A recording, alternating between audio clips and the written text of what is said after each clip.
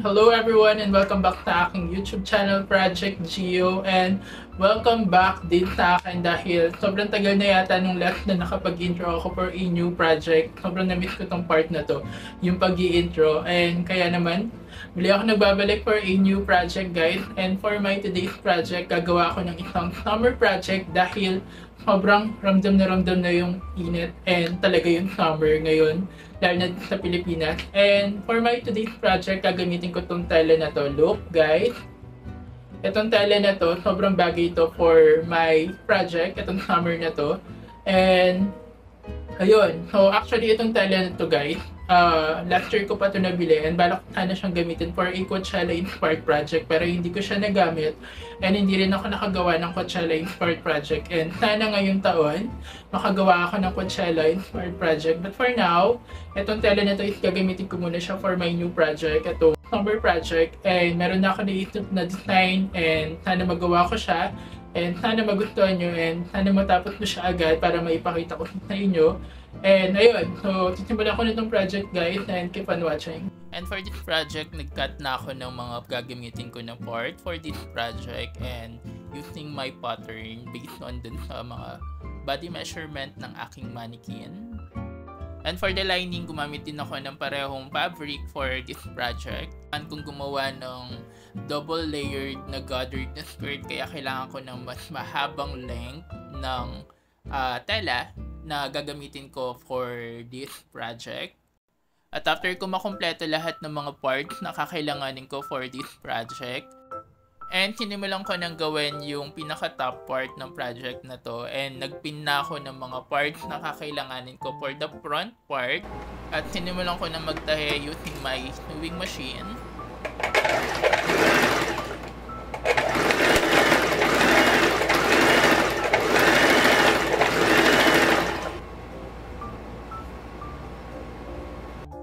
After ko magawa yung front part, sinunod ko nang i-attach yung back part ng aking project using a pin to secure yung mga parts na gagamitin ko for this project.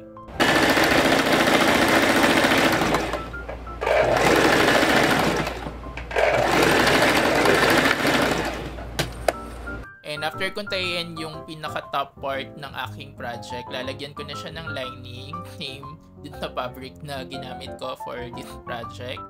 Ipipin ko ulit yung dalawang part, yung front part and the lining.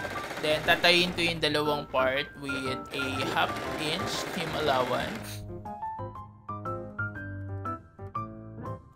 And after kong tayin yung front part and yung lining, kailangan kong bawasan ng konti yung seam allowance para kapag binaligtad siya, hindi siya pangit tignan. And nag-iwan din ako ng 1 inch na open part dun sa seam allowance to turn the lining inside out.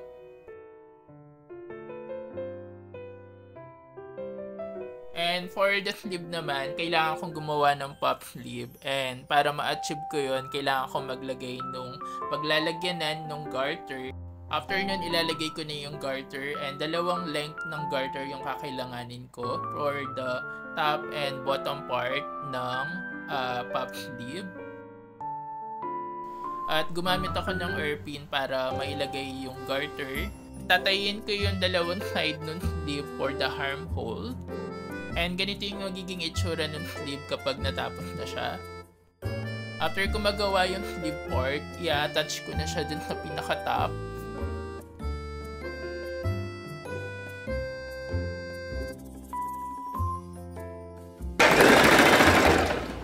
And after ko magawa yung top part ng aking summer project, sinunod ko nang gawin itong skirt part. And for my skirt part, may dalawang part siya, and una kong gagawin itong unang part. And ipipin ko muna yung mga parts na kakailanganin ko, yung front part and yung back part ng skirt ng unang part. Then sinunod ko nang i-attach yung first part ng aking skirt sa waistband. Ito yung magiging itsura niya after ko siyang magawa. Then, naglagay na din ako ng zipper, and ginamit ko yung invisible zipper foot ko for this part.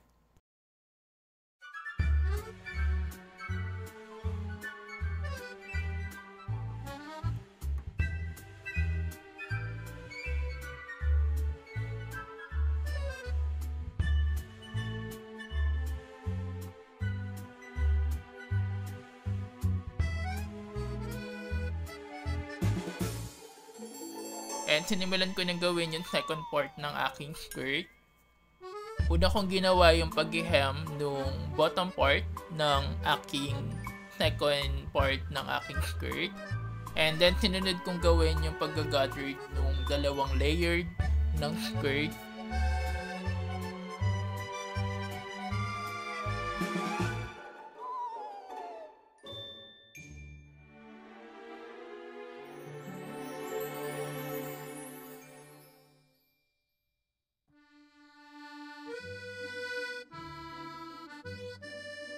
After ko magawa yung dalawang part ng aking skirt, pinagsama ko na siya.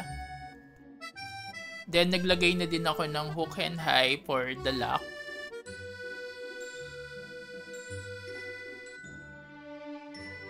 And this is the final look of my summer project.